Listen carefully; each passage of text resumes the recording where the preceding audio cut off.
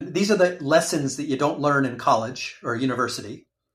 And these are the lessons like kind of balancing your checkbook and, fixing your car. I mean, there's a few things that it would be great to pick up along the way, but what you learn is, nothing in business and nothing in the channel is linear.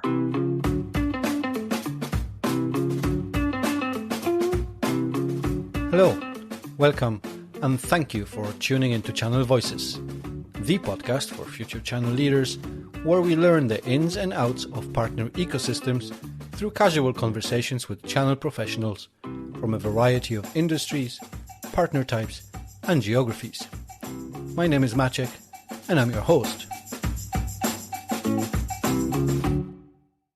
In the first episode of Channel Voices, we draw on my guest's 26 years wealth of channel experience. He started his channel career at IBM and later worked at Lenovo and Datto. He has also worked as an advisor to the company I currently work for, Channel Mechanics. Since 2017, he holds the position of Principal Analyst, Channels, Partnerships and Ecosystems at Forrester. Jay McBain, welcome to Channel Voices. Thank you so much for having me.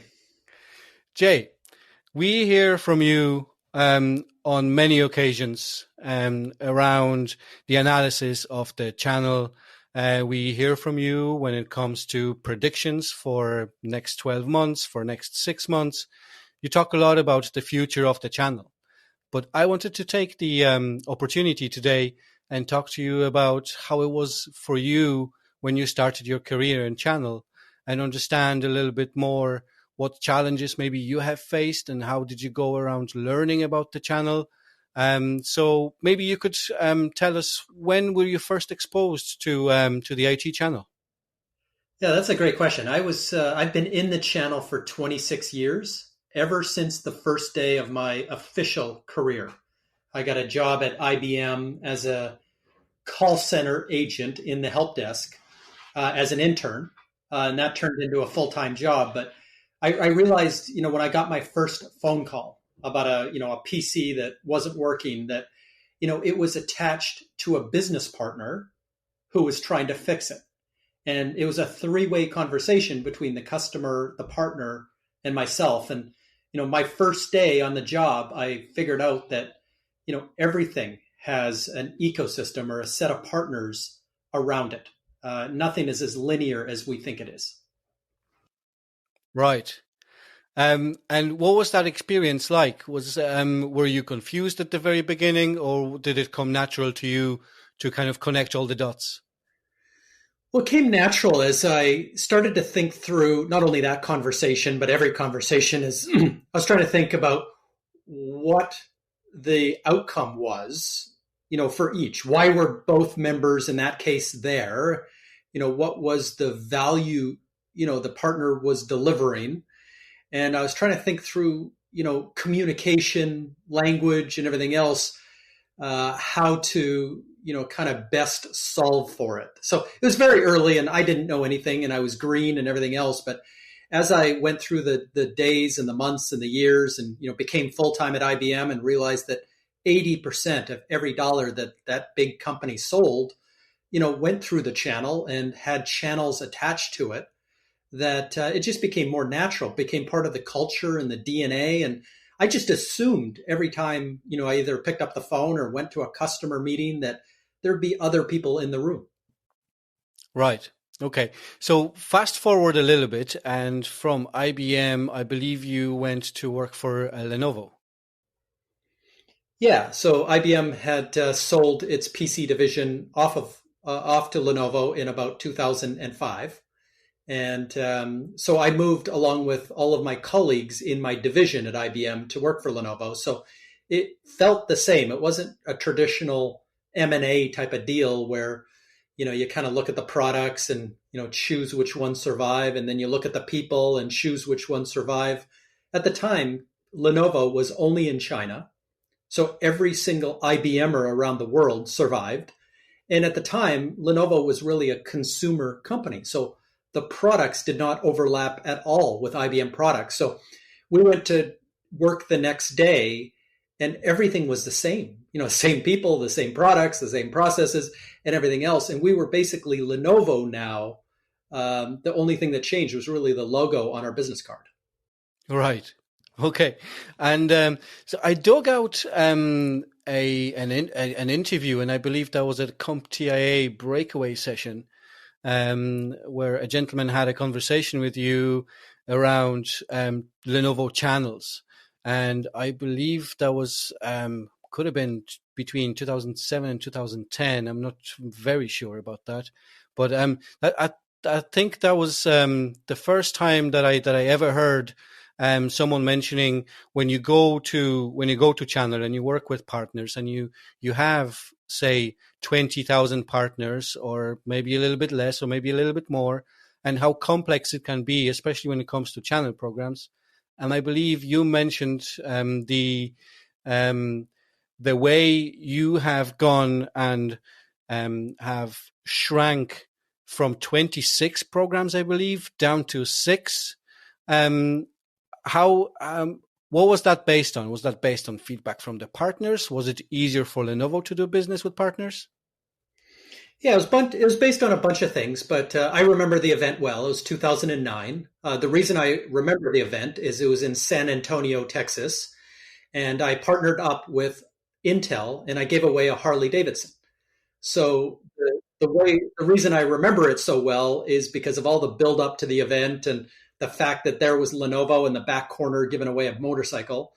And right before we did the drawing and gave it away, I started up the motorcycle, drove it through the hotel, through the lobby, and Harleys are loud when they're outside, and they're extremely loud when you do that inside. So I got in trouble. The fire marshal sent me a sternly written letter and stuff. So it's a funny story surrounding that. But to answer your question, Lenovo at the time was just coming off, about 3 or 4 years later, the IBM merger, acquisition by Lenovo.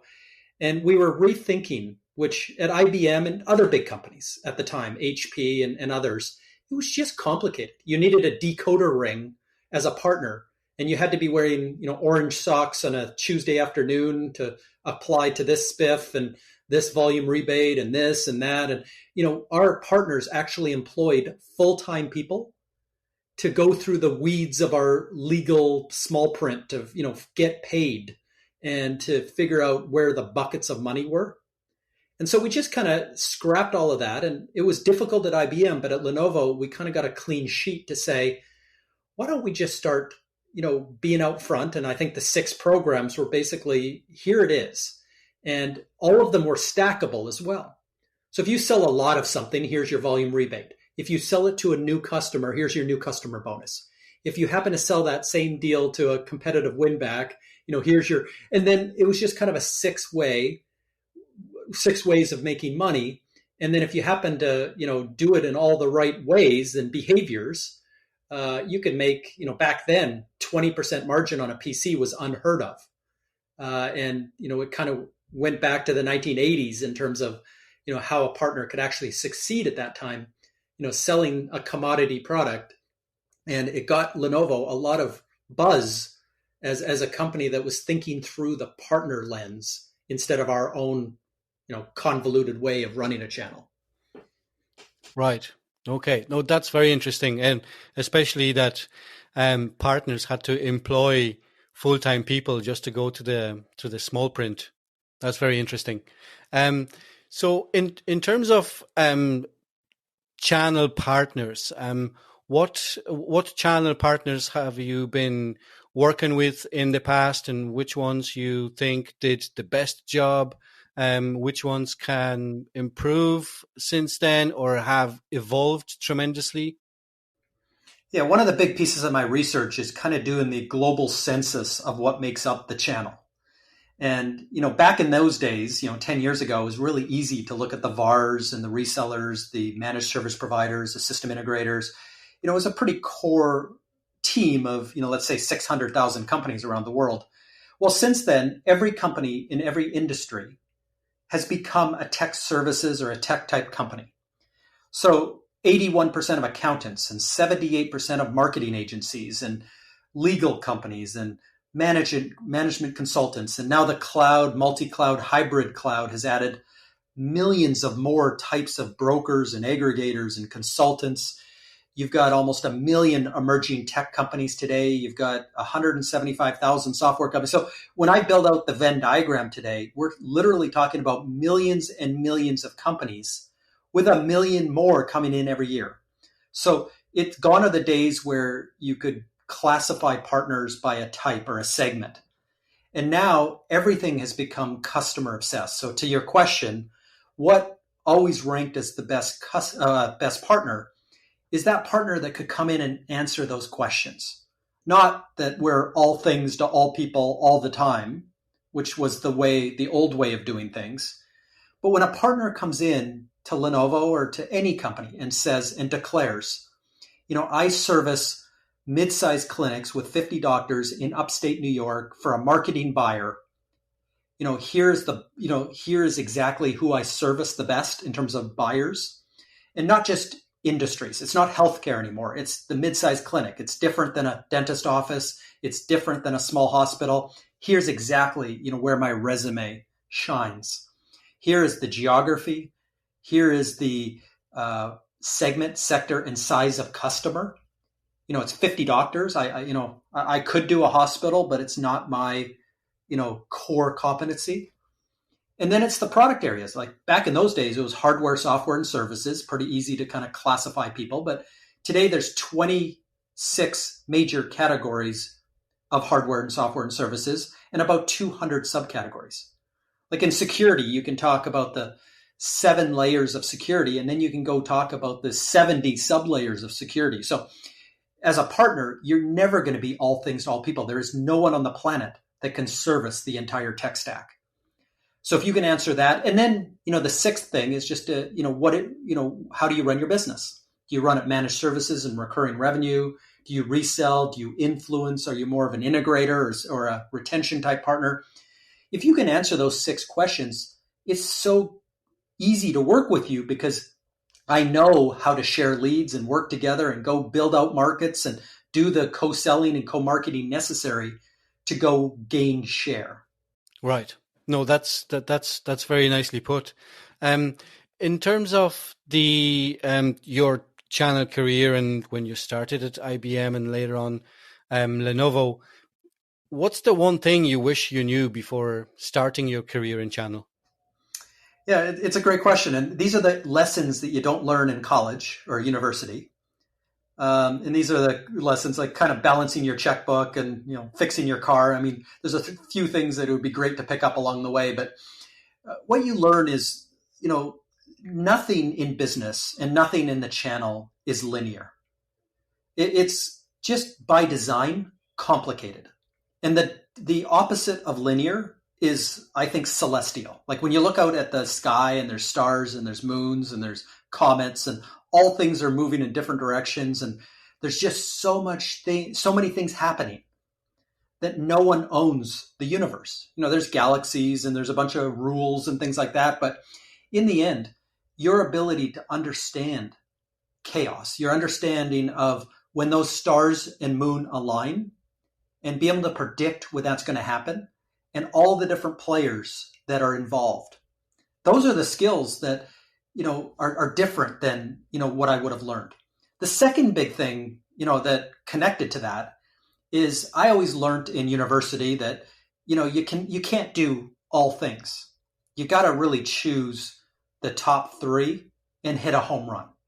And, you read every personal book, to make yourself better as a human and everything else. It's all about this, focus and everything else. But when you're working with channels, and what I learned later in my career, because at IBM, I spent 17 years and they keep reinforcing this.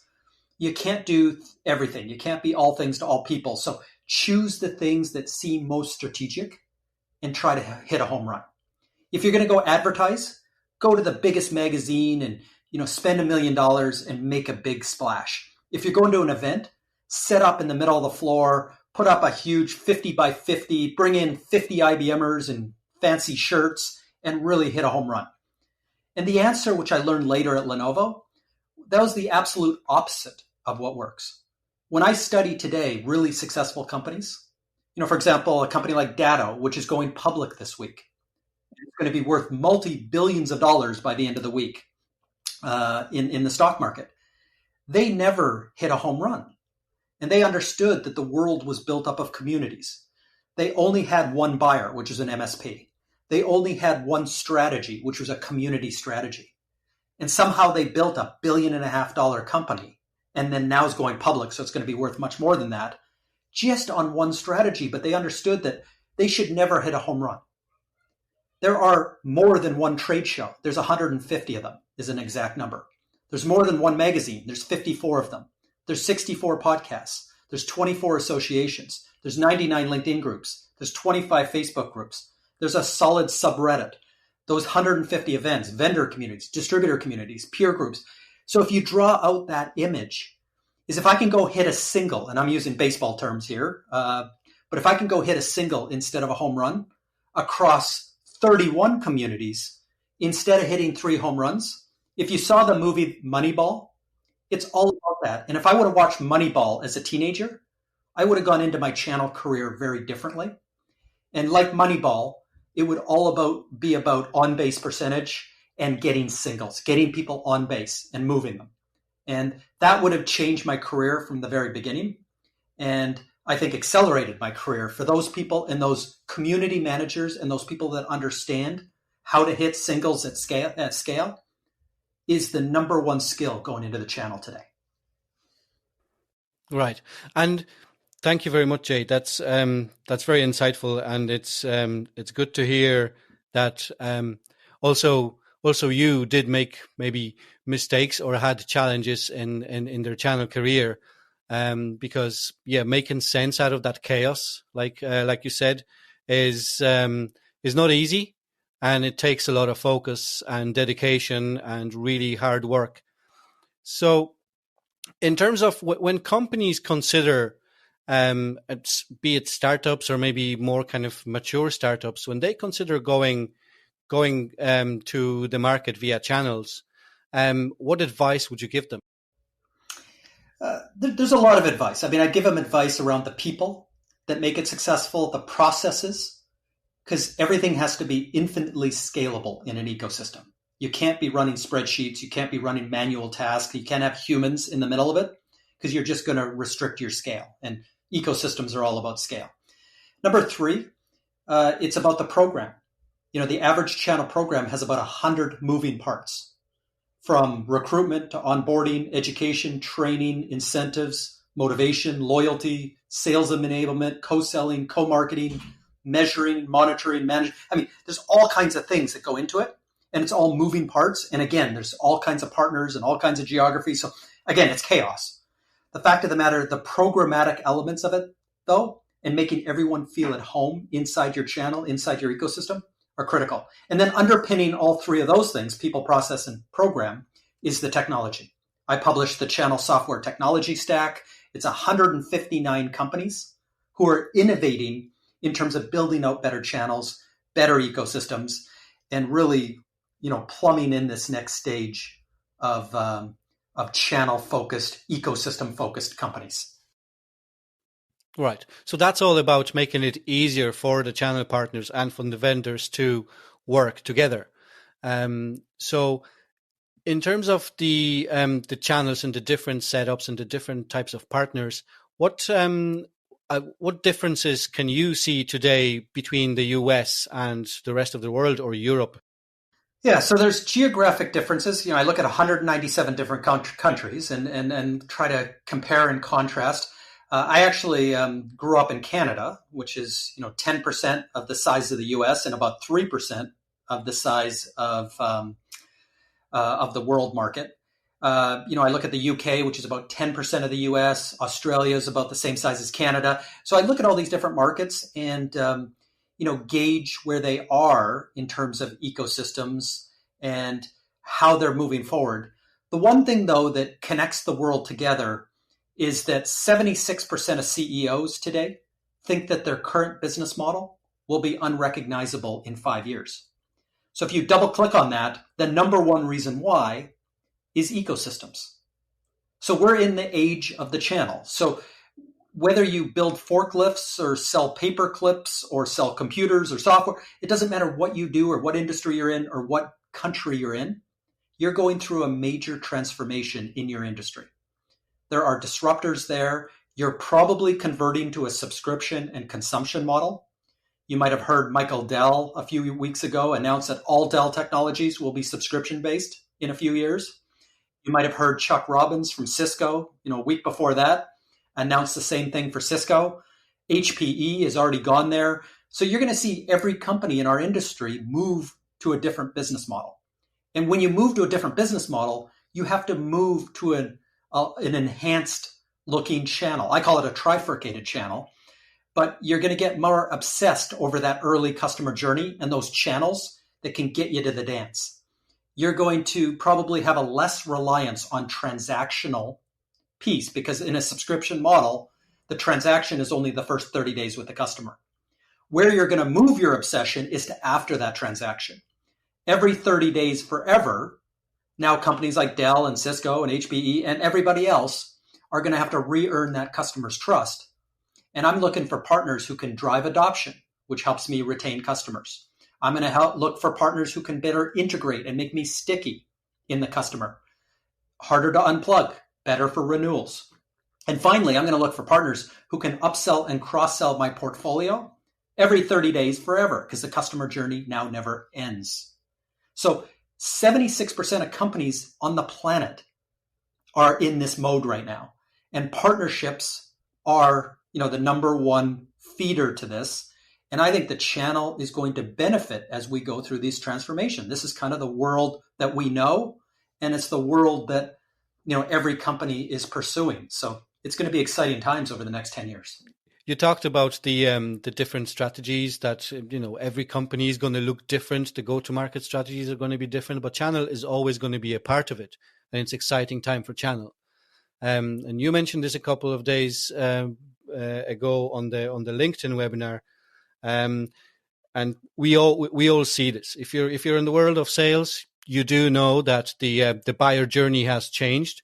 The buyer journey usually starts these days on a person's computer, and they do a lot of research and they choose a vendor or a short list of vendors way before they even speak to the vendor. So how do partners get early onto the radar of a potential buyer? Yeah, so here's a couple things to know. We're doing a ton of research at Forrester on the future of buying and the future of selling. But on the future of buying, I'll save you 1,000 pages of reading. The future buyer in B2B business is going to look a lot like a consumer. So if you're selling a piece of software, it's going to look to you like selling a car. So that consumer will start on a computer. 81% of them will start with a Google search. The people that are on page 1, page 2, and page 3 of Google for that particular search should all be partners of yours if you're trying to sell that car or trying to sell that software. Why? Because the average buyer is then going to surround themselves with an average of 5 people that help them through that early journey as they learn, as they educate themselves. And when you buy a car, when you actually hit the dealership, you're smarter than that salesperson ever will be. You already know the price. You already know you've configured the car. Like you actually, that step is not that important anymore because you're so knowledgeable as this buyer. So I'm going to get obsessed if I'm selling software or if I'm selling some other product about those people who are going to get my buyer smart, who are going to endorse me at the right time. And we know now in technology that 51% of the cases, that buyer is going to reach vendor selection without ever filling out a web form or talking to a salesperson. So you're going to lose deals without ever knowing there was a deal. So this is part of that first part of the channel I talked about, the influence channel. I'm going to get really, really focused on who those people are that are creating content, ebooks and white papers and podcasts. And I want to know who surrounds my customer because I might not get a shot at it that I might have in the past. It may never hit my marketing or sales funnel. It'll never become an MQL or SQL. So in that version, and now that a lot of companies are doing their journey mapping and looking at every moment in their customer's buying cycle, they're learning that they don't own the moments. They may not be on page 1 of Google. They may not be sitting around this virtual table of 5 people. So your ability to influence the influencers will be a make or break. And this doesn't matter if you're Dell or Cisco or Microsoft or IBM, it doesn't matter how big or small you are, your ability to have either a seat at the table or representation at the table for people that would endorse you is going to be the battleground for the future of selling and marketing. Excellent. Thank you very much for that. So with the buyer journey changing and the vendor selection being so early on, and having those influencer partners, and does that mean, or do you foresee the end of inside sales or the cold calling as we know it? It's going to change. And again, I have colleagues that are literally PhDs in this, what this future is going to look like. And, one of the, summaries is that, the future field salesperson is going to be a premium. In the olden days, you just expected a face-to-face sales meeting, with a customer. And in the future, based on COVID and based on a number of other financial considerations, including the journey stuff we talked about, those face-to-face interactions are going to come at a huge premium in the future. But your ability to have inside sales and obviously inside marketing and deploy account-based marketing tactics and inbound content marketing, and these are all still going to be critical, because not only do you have to obviously influence the buyer throughout the case, because at some point before making vendor selection, they may sneak onto your website, which they probably will, looking for very much digital content. And there's got to be people that are there. In a highly considered purchase, they will talk to a salesperson. I mentioned 51%. So in half of cases, they actually do want to reach out and go through a demo and go through the process. So you're going to have to hit on both, on all cylinders, to be successful. But your inside sales and your outside sales and your marketing teams have to be channel neutral. They have to be helping with the co-selling and the co-marketing. They have to understand the dynamics of having 5 other people, in the room, the virtual room, as they go through the sales process. And if they have that DNA, the thing that I talked about early in my career, I wish I knew, if they knew how that worked, they're going to be more successful, because it's going to be a world where it's not linear. It's going to be somewhat celestial in terms of how you sell. Perfect. And maybe as a closing, as we come in near the end, as a closing advice, or maybe how would you encourage people to start career in channel? Do you think it's a nice career choice, or is it something that most people just land in because they either started in sales or in marketing and they land in the channel business on the vendor side, or even on the partner side? Or is it a career choice? Yeah. So today, if I were to look backwards, if I were to go back to 1999, I would have loved to get into direct sales. That was, the year Salesforce was founded. The next year was all about CRM. Sorry, the next decade.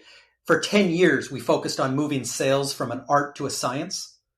Getting a sales job in 1998 was, with your gut, and you got to be born to be a salesperson. Well, a few years later, you had to have to the 7th decimal point, a process-driven sales approach. The same thing happened 10 years later with direct marketing. So, in about 2009, I would have loved to start my career in direct marketing. And that was the Renaissance age, where marketing automation companies like Marketo and Eloqua and Pardot and HubSpot and Acton really took over and converted marketing from this art to a science. And now you had marketing leaders, to the 7th decimal point of running campaigns and looking at ROI to the penny, and getting a job in marketing would have been different, within a 2-year span. Well, now 10 years later, we're in this third phase. And again, you can still get a job today in the channel, going into a job interview and saying, hey, I'm going to go drink with partners and build up relationships and go to, different events and parties, and, hey, we're just going to have this great relation. But I'm going to say 18 months from now, that's not going to work. If you don't walk into a job interview and say, I can measure channel performance across all those 100 program elements, to the 7th decimal point. I've got to create workflows and automation and processes to take humans away from it, make it all self-service and scalable, that becomes other elements of it. I understand that community approach, which I talked about in terms of the future of the channel, in terms of making sure what people read and where they go and who they follow, and I'm connected at all those dots. And then finally, number 4, I understand the technology that underpins it all. The Marketo from back then or the Salesforce from back then is on my channel software tech stack today as different companies that today you don't know the name of, but when they're acquired by the likes of Salesforce and Oracle and Adobe, like those marketing companies were, you're going to recognize their names. So we're at the start of a 10-year cycle here. And if you're starting your career today, I think it's very exciting across those 4 elements or vectors, and to really plumb yourself into, really the forefront of this or the early adoption stage of this next decade. And you could see your career flourish and, get promoted and take over leadership positions in building out ecosystems and really building out the future, serving these 76% of CEOs who think it's the most important thing on their plate right now. Great. Thank you, Jay. Thank you so much. I really enjoyed our conversation. Thank you very much for coming onto the show. We look forward to the very near future predictions that you have in store for us, and we'll be on the lookout for those. All right, great. Thank you so much for having me. And that's a wrap for this episode. I do hope you found it valuable, and if you did, please make sure to subscribe and leave a review. You can also follow Channel Voices Podcast on LinkedIn, Twitter, and Facebook, or just visit channelvoices.com where you can send me a message or leave a voicemail. All of the links are listed in the show notes, and once again, I appreciate you tuning in today. Until next time.